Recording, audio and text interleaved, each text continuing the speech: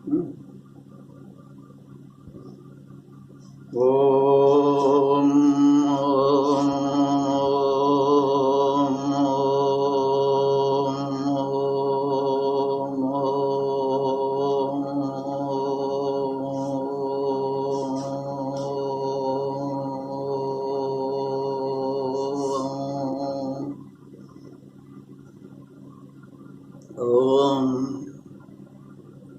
वक्रतुंड महाकाय सूर्यकोटि समप्रभ निर्विघ्नं कुरु मे देव सर्वकार्येषु सर्वदा।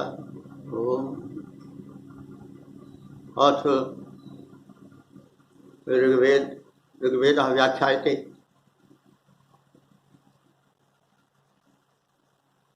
सुधी श्रोताओं, वेद प्रेमियों, इसके पूर्व आप सबने वेदों का सामान्य परिचय प्राप्त किया। अब प्रथम वेद ऋग्वेद के प्रथम मंडल के प्रथम सूक्त से मंत्रों की व्याख्या का शुभारंभ किया जाएगा। ऋग्वेद ऋचाओं का वेद है। ऋक ऋचा को कहते हैं। तो ऋच्यते स्तूयते अनया इति ऋचा, जिसके द्वारा दिव्य शक्तियों की स्तुति की जाए वह ऋचा है। तो ऋग्वेद ऋचाओं का वेद है। वो प्रथम मंडल, यद्यपि ऋग्वेद में 10 मंडल हैं जैसा बताया जा चुका है, तो प्रथम मंडल का लघु परिचय पहले प्राप्त कर लें। इस ऋग्वेद के प्रथम मंडल में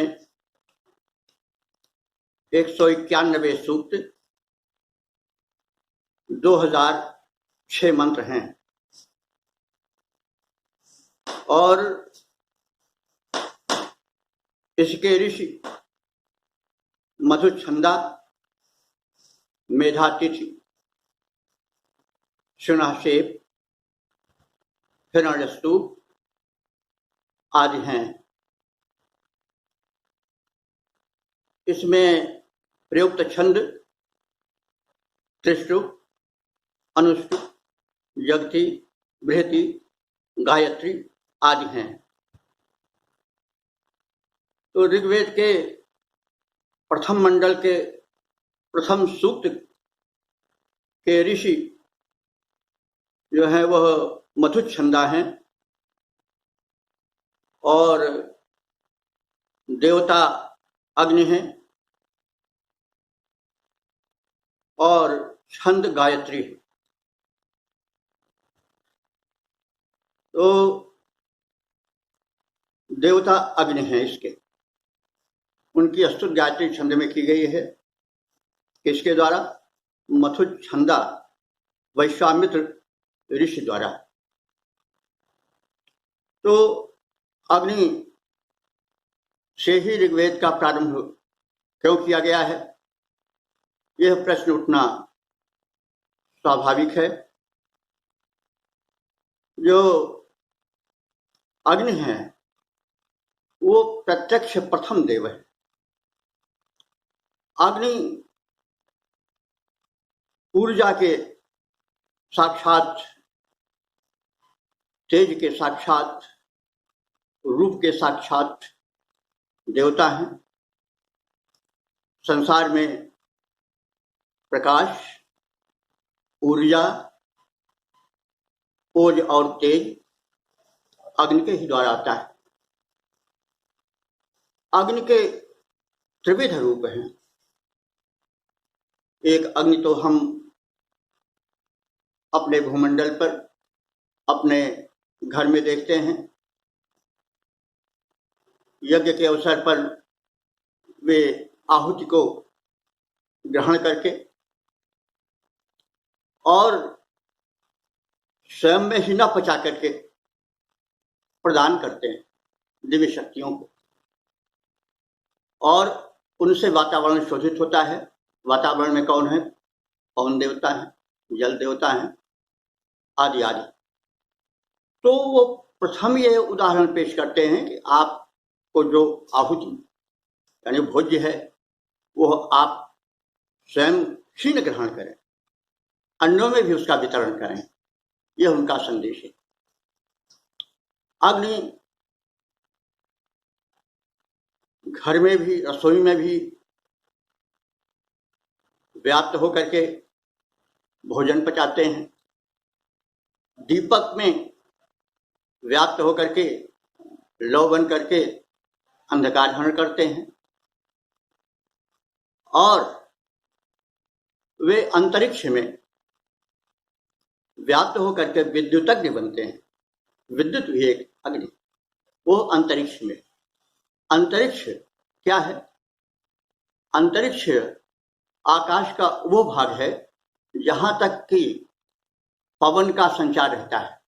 लगभग मील 1.5 मील तक ऊपर तक कुछ ऐसे ही पवन का रहता होगा विस्तार। उसके पश्चात तो फिर दूसरी स्थिति आ जाती है। तो जहां तक पवन का विस्तार है वहां तक अंतरिक्ष है। तो अंतरिक्ष में मेघमंडल रहते हैं। वहां जो अग्निदेव निवास करते हैं वे विद्युतज्ञ, विद्युत बनकर के निवास करते हैं। उनका बड़ा उपकार है। वो देव हैं। देव का अर्थ हुआ कि दानात, द्योतनाथ, दीपनाथ, वाह, जो दान करे, द्योतन करे, दीपन करे, प्रकाशित करे, वह देव है। तो इस सब कार्य एक साथ करते हैं। अंतरिक्ष में घन घटाओं के मध्य विद्युत बनकर चमकते हैं और बादलों को बरसाऊ बनाते हैं। बादल आते हैं और उनके साथ, वृष्टि के साथ, जो तमाम वायुमंडल में ऊर्जा के कण बिखरे हुए हैं, प्रोटीन, विटामिन्स, मिनरल्स के रूप में, वे वर्षा की बूंदों के साथ धरती पर आ जाते हैं। धरती उन्हें सोख लेती है और पुनः वो प्रदान करती है वृक्ष और वनस्पतियों के, जिससे फल, फूल, मूल आदि उत्पन्न होते हैं। तो यह विद्युत अग्नि का प्रदान है जीव जंतुओं के लिए, भूमंडल के लिए। तो इस प्रकार से अग्निदेव अंतरिक्ष में विद्युत बनकर कल्याण करते हैं। वे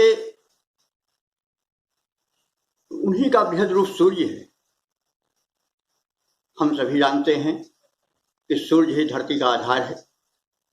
तो सूर्य भी अग्नि है, और वह सूर्य की अग्नि जो है वह दिवलोक की अग्नि है। दिवलोक अंतरिक्ष लोक के ऊपर का लोक दिवलोक कहा जाता है। सूर्य भी अग्नि का एक बृहद रूप है। वो अग्नि ही, अग्नि का कल्याणकारी रूप इस प्रकार से हमने देखा। और यही नहीं, अग्नि जो है वो हमारे शरीर में भी व्याप्त है, यथराग्नि बन करके। अग्नि अगर मंद हो जाए तो जीवन भी मंद हो जाएगा। ऊर्जा अग्नि ही देता है। जब ऑक्सीजन का, प्राणवायु का संपर्क होता है तो जो रस बनता है भोजन से, वो जल करके ऊर्जा में परिवर्तित हो जाता है, और उसके रूपांतरण में अग्नि का ही हाथ रहता है। तो अग्नि यही नहीं, संपूर्ण चयापचय में अग्नि का हाथ रहता है। चयापचय का अर्थ हुआ कि एक धातु का दूसरे धातु में परिवर्तित होना वह अग्नि के ही कारण है। जैसे भोजन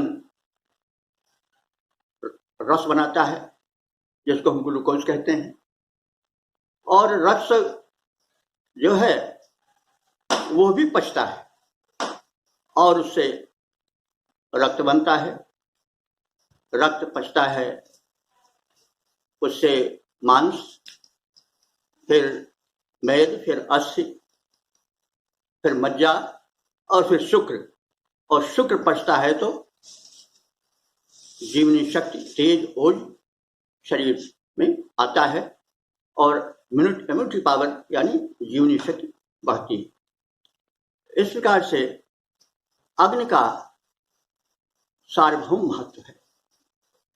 तो वो अग्रगण्य हैं यज्ञ के, शुभ कर्मों के। तो अग्नि हमारे सबसे प्रथम देवता हैं और वे देते ही रहते हैं, प्रकाश देते हैं, जीवन देते हैं।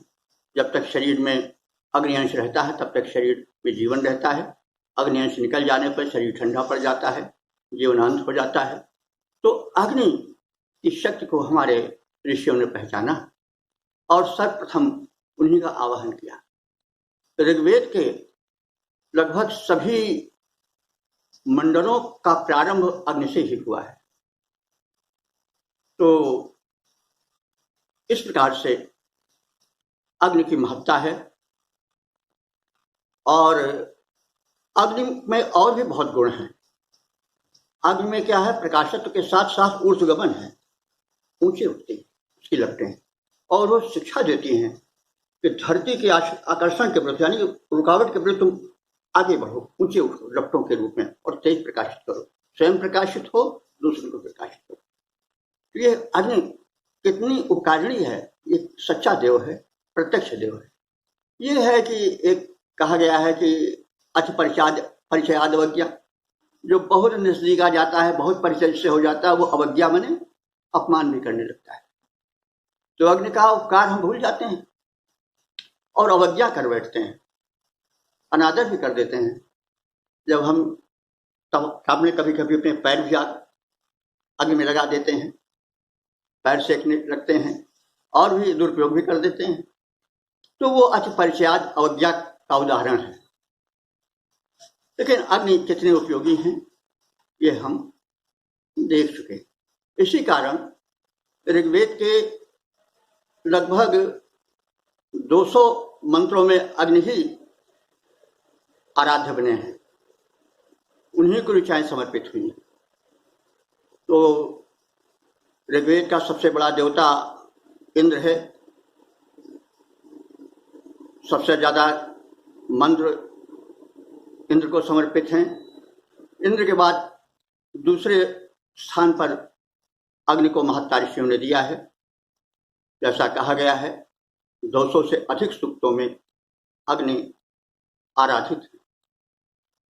तो अग्नि संस्कृत में तो पुल्लिंग है, लेकिन हिंदी में हम लोग स्त्रीलिंग में प्रयोग करते हैं, इसलिए तो तदनुसार चलेगा। देवता शब्द भी हम जानते हैं कि संस्कृत के हिसाब से जो है वो स्त्रीलिंग है, लेकिन देवता आ रही है, हम नहीं कहते देवता, पुल्लिंग में बोलते हैं। तो ये तो भाषा की अपनी अपनी विशेषताएं हैं। तो अब हम प्रथम मंडल के प्रथम सूक्त के प्रथम मंत्र की व्याख्या करने की चेष्टा करेंगे। हाँ, वेद प्रेमियों, सज्जनों, ऋग्वेद के प्रथम मंडल के प्रथम सूक्त के जो ऋषि हैं वो मधुछंदा हैं, और जो छंद है वह गायत्री है, और जो देवता हैं वो अग्नि है। तो मंत्र इस प्रकार से है, ओम अग्निमीडे पुरोहितम यज्ञस्य देवमृत्युजम यज्ञस्य देवमृत्युजं होतारं रत्नधातमम्। मैं ऋषि अग्निमिदे अग्नि की स्तुति करता हूं। स्तुति का अर्थ हुआ गुण कथन। तो हम जिस चीज का गुण कथन करते हैं वह गुण धीरे धीरे कथनकर्ता में भी संक्रमित होने लग जाता है। हम रसगुल्ले का किसी वस्तु का गुण कथन करें तो उसका कुछ प्रभाव मानसिक या मनोवैज्ञानिक पड़ता है। तो अग्नि का गुण कथन करने से, स्तुति करने से अग्नि के गुण का संक्रमण या किसी भी देवता विशेष का संक्रमण और उसके गुणों का शरीर पर, मन पर प्रभाव पड़ने लगता है। तो ऋषि मधुच्छंदा कह रहे हैं कि अहम अग्निम ईडे, मैं अग्नि की ईडे स्तुति करता हूं। तो अग्नि कथम अस्ति, अग्निदेव कैसे हैं? वे पुरोहितम, पुरोहित हैं। पुरोहित का अर्थ क्या हुआ कि हित में, हिते पुरा, हित में जो आगे हो वो पुरोहित। तो हम देखते हैं कि मनुष्य के हित में चाहे जो स्थान हो वहां, चाहे प्रकाश देना हो, चाहे भोजन पचाना हो, चाहे कुछ भी करना हो, वो आगे रहते हैं। रस रूप रंग सब अग्नि का ही, अग्नि की ही देन है। तो वो प्राणियों के हित में पूरा हो, माने आगे रहते हैं, इसलिए वो पुरोहित हैं। तो ऐसे पुरोहित अग्नि को अहम ईडे, मैं स्तुति करता हूं, अर्थात उनके गुण कर्मों का कथन करता हूं। वे पुरोहित हैं, साथ ही साथ यज्ञस्य, यज्ञ से देवम, यज्ञ के देवता हैं। अब यज्ञ क्या है? यज्ञ का अर्थ होता है कि यज्ञ हो वही शुभ कर्म, जितने शुभ कर्म हैं वो सब यज्ञ हैं। जैसे इस समय हम, आप वक्ता श्रोता दोनों यज्ञ कर रहे हैं, ज्ञान यज्ञ कर रहे हैं, तो इसमें अग्निदेव हमारी मदद ही कर रहे हैं। तो वे जो हैं वो यज्ञ के प्रथम देव हैं। जब हम आहुति डालते हैं तो भी अग्नि उसे देवताओं तक पहुंचाते हैं, पावक बन करके शुद्ध करते हैं वातावरण को। इस तरह से विविध रूप में वे जो हैं वो यज्ञ के देव हैं। देव माने दाता, देने वाला। तो वे दाता भी हैं, जैसा भी कहा गया है कि फल फूल मूल रूप रंग शक्ति ऊर्जा जो कुछ है वो सब अग्नि के कारण है। प्रकाश वो सब अग्नि, इसलिए वो सबसे बड़े देव हैं, दाता है। और क्या है? ऋत्युजम, ऋत्युज हैं। ऋत्युज का अर्थ होता है कि ऋतु के अनुसार यज्ञ कराने वाला। तो ऋतु शब्द संभवतः ऋतु से बना है। शाश्वत सत्य को ऋतु कहते हैं, वैसे ऋतु भी जिसका आगमन सत्य हो, जो निश्चित आवे, वो ऋतु है। तो ऋतु के अनुसार, समयानुसार, जैसा कल्प सूत्रों में कहा गया है, यज्ञ कर्म को संपादित करने वाले हैं, इसलिए वे ऋत्विज हैं। और होतारम, वे होतारा, होता कहते हैं आवाहक, बुलाने वाला। होता होतारो होतारा, होतारम द्वितीया एक वचन। उन होतारा को, आवाहक को, वे दिव्य शक्तियों का आवाहन करते हैं, इंद्रादि वरुणादि देवों का, मानव कल्याण के लिए। और भी अनेक प्रकार से शक्तियों का आवाहन करते हैं। इसलिए वे होता भी हैं, दिव्य शक्तियों के आवाहक भी हैं, और रत्न धातमम, रत्न धारक है। रत्न का अर्थ हुआ कि दिव्य वस्तु, जो चीज गुणों में बढ़ी चढ़ी होती है उसको हम रत्न कहते हैं। एक तो रत्न हीरे जवाहरात तो है ही, रत्न जैसे पुत्र रत्न, नारी रत्न, पुरुष रत्न आदि भी गुणवाची है। साथ ही साथ रत्न जो निकाले जाते हैं खानों से, वे भी अग्नि के ही कारण होते हैं। एक विशेष ताप अग्नि के द्वारा उत्पन्न होता है, इसलिए कोयले में हीरा पैदा हो जाता है। कंचन आदि धातुएं जो हैं वो भी अग्नि के एक ताप विशेष के कारण ही उत्पन्न होते हैं। तो वे रत्न धारक है, धारण करने वाले हैं। तो जो धारक होगा, धारण करने वाला को वही तो दे पाएगा। जो अकिंचन है, धारक है ही नहीं, वो क्या देगा। तो जो अग्नि देवता हैं वो रत्न धातमम है, रत्नों के धारक हैं, सुख संपदाओं के धारक हैं और इसलिए प्रदाता भी हैं। तो हम सर्वप्रथम इन्हीं सब कारणों से अग्निदेव का आवाहन करते हैं, उनकी स्तुति करते हैं। तो ऋषि ने बता दिया कि मैं सर्वप्रथम अग्निमीडे, अग्नि की स्तुति करता हूं। और किस कारण करता हूं कि वे पुरोहित हैं, यज्ञ के प्रमुख देवता हैं और देवों के आवाहक हैं, ऋत्विज हैं, होता हैं और रत्नधारक हैं। तो इसका पद्य रूपांतरण भी किया गया है। वो यह है, हित में आगे रहते हैं जो इसलिए पुरोहित कहलाते, हित में आगे रहते हैं जो इसलिए पुरोहित कहलाते,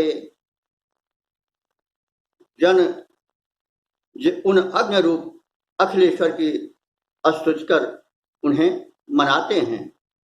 शुभ यज्ञ कर्म प्रत्येक वर्ष ऋतु के अनुकूल कराते, जो इस हेतु कहे जाते ऋत्विक, हम उनके ही गुण गाते हैं। हैं देव सदा देते रहते, करते आवाहन देवों का, रत्नों के धारक हैं, उपासकों को संपन्न बनाते हैं, हित में आगे रहते हैं जो इसलिए पुरोहित कहलाते, उन अग्नि रूप अखिलेश्वर की स्तुति कर उन्हें सुनाते हैं। तो ये परमात्मा के रूप हैं देव। कहा भी गया है, एकम सद विप्राभूधा वदंती, सत्य रूप परम शक्ति एक है।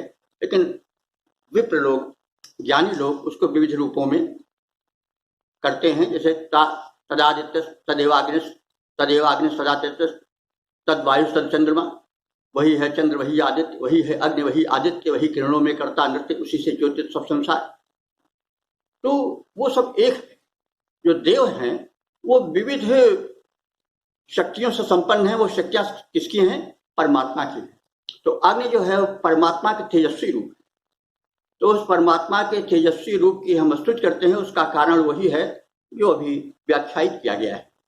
इस प्रकार से संक्षिप्त में यह व्याख्या हो गई ऋग्वेद के प्रथम मंडल के प्रथम मंत्र की या ऋचा की।